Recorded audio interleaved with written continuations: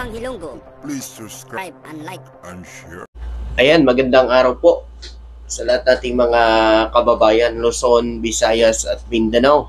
Magandang araw po. So bago tayo sa ating vlog ngayon, ito muna ang good news na ibabalita ko sa inyo at implemented na po ito ngayong araw na ito. Simula ngayong April 15, mga kababayan, ay bumaba na po ang presyo ng gasolina, krudo, kerosene, mga kababayan.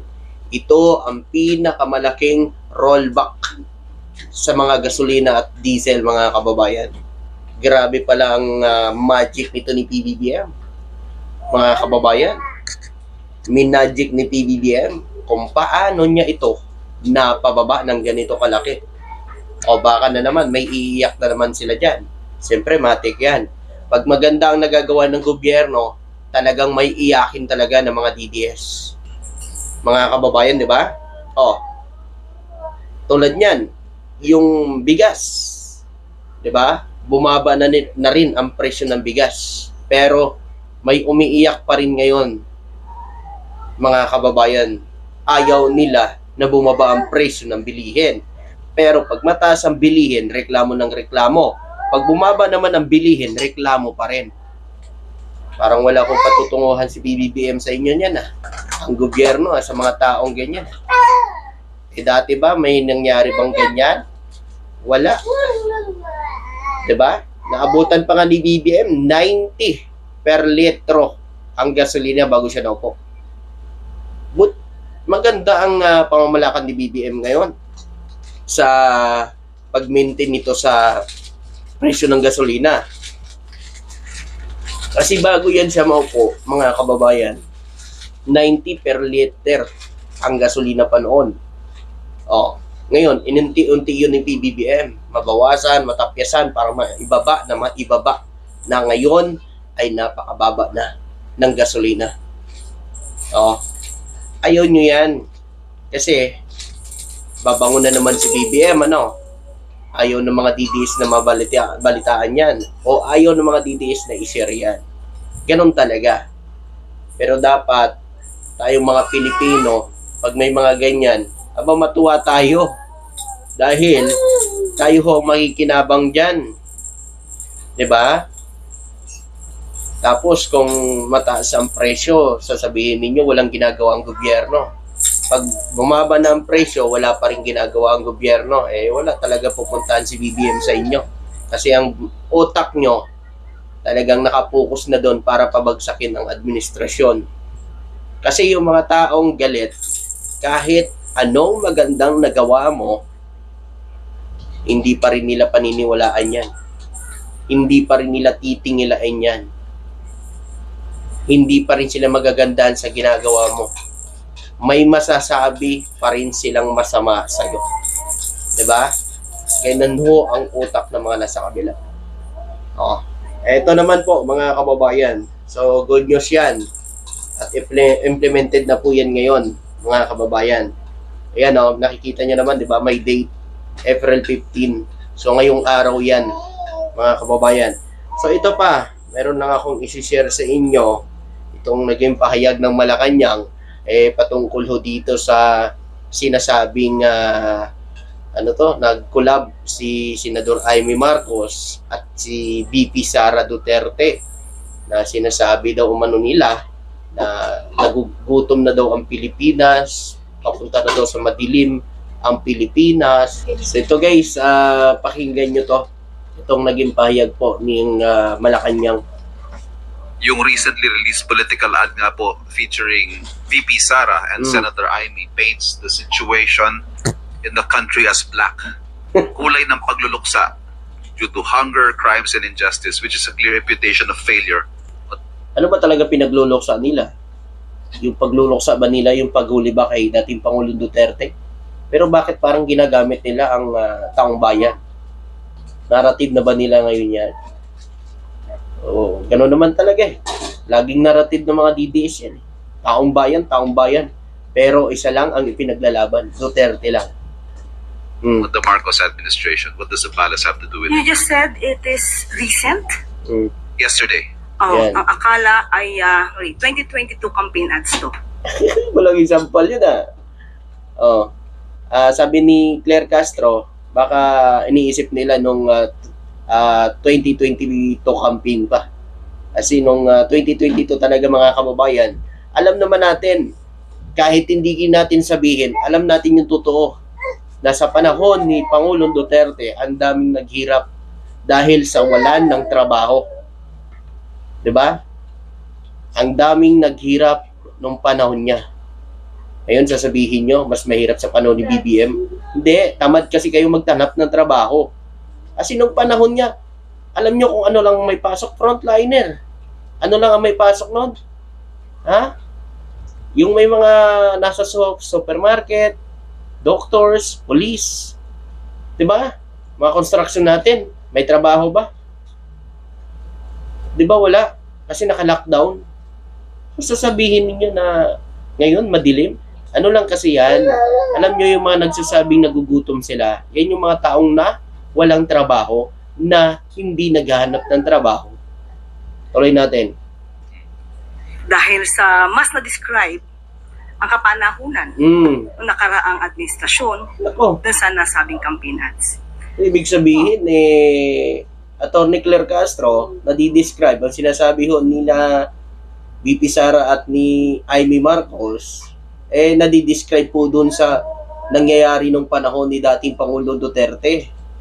Yung kanilang sinasabi na nagugutom o madilim na yung kulay black na yan, nadi-describe po dun sa panahon ni PRRD pa. Hindi sa panahon ngayon ni BBM. Totoo naman, no? Unang-una, meron silang sinabi, itim ngayon ang kulay ng bansa. Sa gutom at krimen nagluluksa. Yan yung sinabi nila mga kababayan. Itim ngayon ang kulay ng bansa dahil sa gutom at krimen. Aba, baka nakakalimutan nila kung ilan ang namatay sa panahon ng tatay niya. Pag sinabi ba natin na itim ngayon ang kulay, mas madidescribe siguro natin nung nakaraang administrasyon Yuy! na sobrang itim Na! at ngayon ay papaliwanag sa panahon ng kasalukuyang administrasyon. Narita nyo, narinig nyo. Totoo naman kasi, kayo lang naman kasi madilim Ang sinasabi kasi ng mga didiles na magulo daw umano ang bansa, alam nyo kung sino nanggulo? Sila naman kasi. Sino ba nag-unaral Sino ba ang nagbitaw ng masamang salita kay BBM na bangag adik? Di ba sila? Sa kanila mismo nang galing yan. Hindi yan galing sa administrasyon. Sila ang nanggugulo. Hindi ho ang ibang tao, kundi sila. Sila na mga DDS supporters. Sila ang magulo. Kasi kung hindi nila yung ginagawa, wala sanang gulo mga kababayan. Yung mga dating kalaban niya ni BBM, di ba? Mga dilawan, kung tutuusin niya, dapat ginantihan ni BBM yan, pero hindi niya ginawa. Kasi nga mga kababayan, wala na tapos na yun Ang kailangan natin ngayon, magkaisa at magtulungan. Tuloy natin. Hindi man ganun pakaputi, pero patungo na dun. Unang-una po, may binanggit sila tungkol sa kagutuman.